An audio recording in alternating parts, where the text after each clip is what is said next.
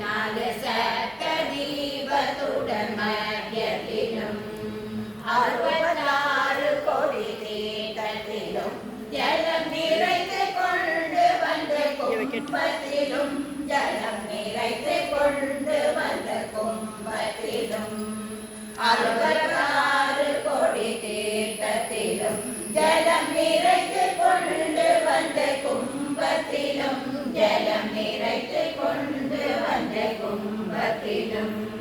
சுற்றி முறையாய் கும்பத்தை ரித்திகள் பூஜித்த